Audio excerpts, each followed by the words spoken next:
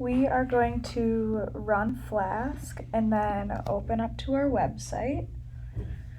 And here you'll see that this opens up to our login page for MeetUp. So we're going to log in as a user that we've already created. And you'll see here that our user David has already manually inputted some events. So this brings us to the index page of our website where it shows the events. And David can also manually add another event with the Add Event tab. So he'll input his username and then the name of the event, the date, and the time that the event is happening. And we can add the event there, and then we'll see that we get redirected where this new event, which is a lecture on December 20, is added to our schedule here. And so if David wanted to, we can also have the user add an event in their Google Calendar. So we're going to log David out and show that with another user named Emma. So we're going to log in Emma, and then you'll see that she doesn't have any events manually inputted. So we're going to go to Add Event and then link to Google Calendar. And this will bring us to our Google account sign-in page where we're going to click on Emma's Google account. And then that's going to allow her Google Calendar to be used on our MeetUp website. So you'll see all of her events on her Google Calendar have been inputted into the event table. And so what we can do is we can have Emma try to schedule a meetup on the 16th. So she'll put in David's username and then the date that she wants to meet up with him and send the invite. I'm going to protect user secure. Oh, and since David has made a meetup request with Emma, then it will output the possible meeting times. And so we see that they both have free time at 11 o'clock. And so in order to select the meeting time, Emma can select 1. And that will add up Meetup with David to 11 o'clock on that day. Now we can actually go to Meetup requests and see how David had that last one.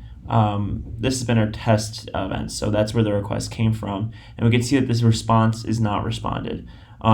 Megan, my partner, also made a sample request to Emma, and as we could see, Emma's not responded to it, but that did respond in the status being not responded. And as you can, do you have a Google Calendar? And so, yeah. Yeah, so basically if we wanted to show, so Meg made this request to Emma, and so basically if Emma wanted to respond to this request, she could also schedule a meetup with Meg for the same day, which is the 20th of December. So she would go to schedule meetup, and she would input the username Meg and put the same date in and send that invitation.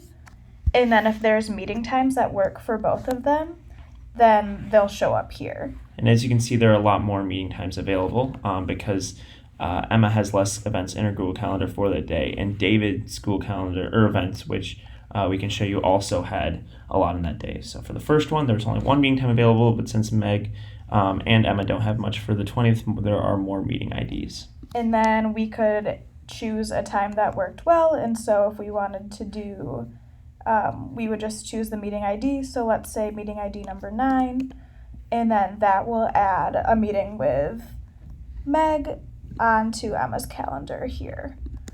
So we can see that back to going with David and Emma, why there were fewer availability slots.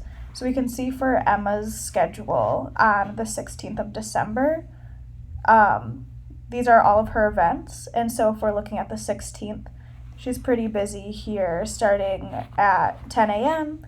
and then has a lunch and then a CS50 lecture and then a CS50 tutorial all on that day. And our code only looks at times between 10 and 10 10 a.m. and 10 p.m. because we don't want the computer to output times between, like 3 o'clock in the morning where it wouldn't actually be feasible. And as you can see with David here on that same day, the 16th, he also has meetings from 12 to 14. from 15 to 17 and from 19 to 20, which Emma was free, but since David was taken, it did not output that time. And although we didn't have the program input this into David's calendar because we didn't want Emma to be able to control David's calendar, that's why it only was added to hers. We'll also demonstrate how to log out, which works, and then we can register a new user as well. And simply you have to put the passwords, and the passwords must match. And a new user is there with, again, no calendars, and this is added to the database where they can once again plan events with new people. Finally, we'll demonstrate how we have pages that for when passwords don't match, when there's an incorrect password. So you put in the wrong password, and you have to see a beautiful logo with our error message. And then finally, you can also register, and if the passwords don't match, user 2, I guess, or something, user 2, and then if the passwords don't match,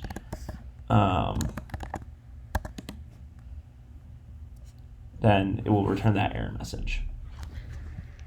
Yeah, so there's our walkthrough of MeetUp.